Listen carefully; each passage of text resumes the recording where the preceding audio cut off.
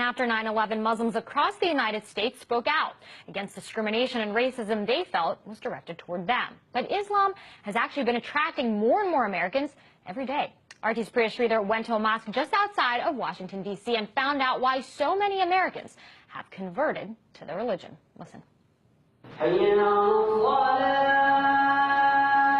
It's the call to prayer, and it's answered by more than 1 billion Muslims all over the world, including Caitlin Billings, a 22-year-old American who was raised Christian. I converted last year, the first of Ramadan. My mother, she was afraid that I was going to marry someone who would beat me.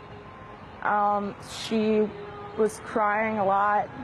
She thought that I was betraying her by changing my religion to something that she didn't know about. Backtrack almost a decade ago to 9/11. Today, our fellow citizens, our way of life, our very freedom came under attack in a series of deliberate and deadly terrorist acts. President Bush waged a war on terror, targeting extremist Muslims who were labeled as terrorists. Many Americans, like Caitlin Billings, remember that time in the United States very well. I was 14 when September 11th happened, so I didn't really know what was going on, if that really was Islam. You know, people said it was, so I believed it just like everybody else. But as Billings got older, she decided to find out for herself.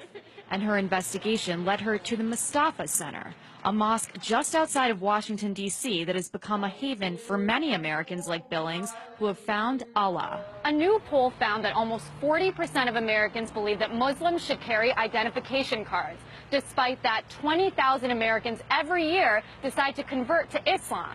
These converts say they don't regret their decision at all. It's a choice that they must think about every day.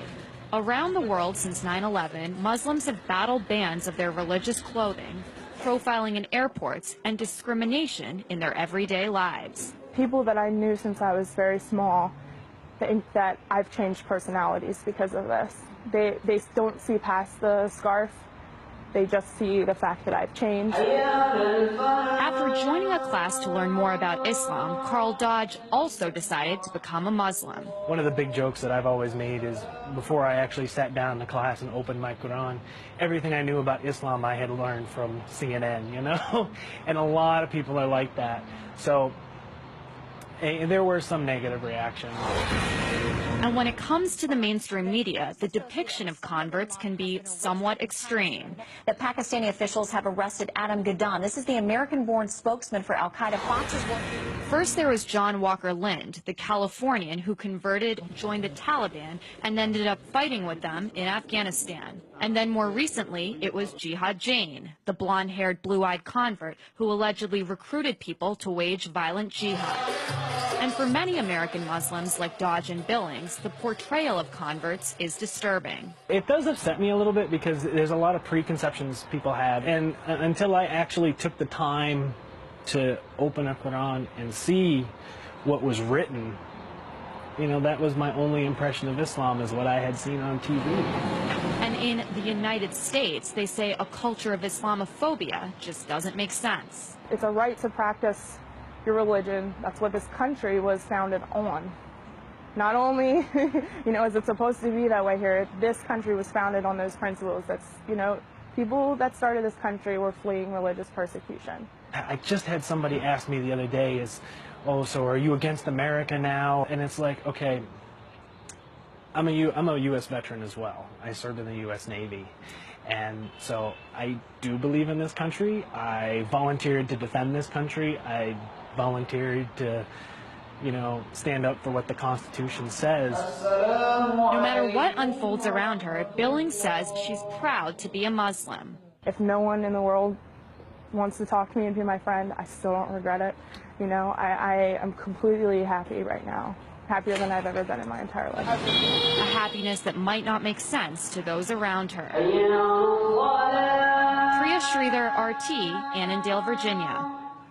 And Priya joins me now for more. So Priya, how did the converts in your story, how did they feel about this whole, mosque controversy, the burning of the Quran? Because we talked about how Muslims all over the world feel about it, but what about those here in the United States, especially those who actually converted? I mean, they're angry about it just like most of the Muslims in the United States. For them, converting to this religion, they had to change their lifestyles a lot. They pray 5 times a day, as you saw in my story. They wear headscarves. So for them, because of all these transitions, they have grown into a community where most of their friends and their family members, a lot of them have married Muslims as well.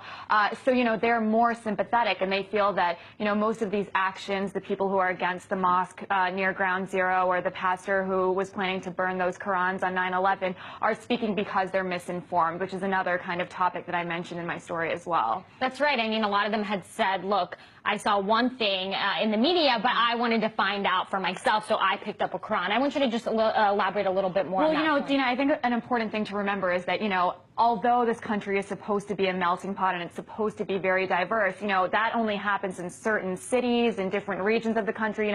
There are places in America where people literally have never met a Muslim person before. So their only kind of perceptions are shaped by the media and what they see on TV. It's just like the way people on the other side of the world have certain impressions of America because of what they see on TV. So for them, all they saw was these wars in the Middle East, these very extremist Muslim terrorist groups.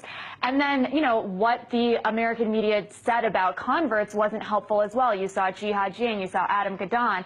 So their point is that there are very ordinary people who convert to Islam simply because they found this religion that they believe can give them hope and, what everyone finds in whatever religion they have. And so they wish that there was more coverage of that kind of conversion as well. Definitely an interesting story. RT's Priya Sridhar.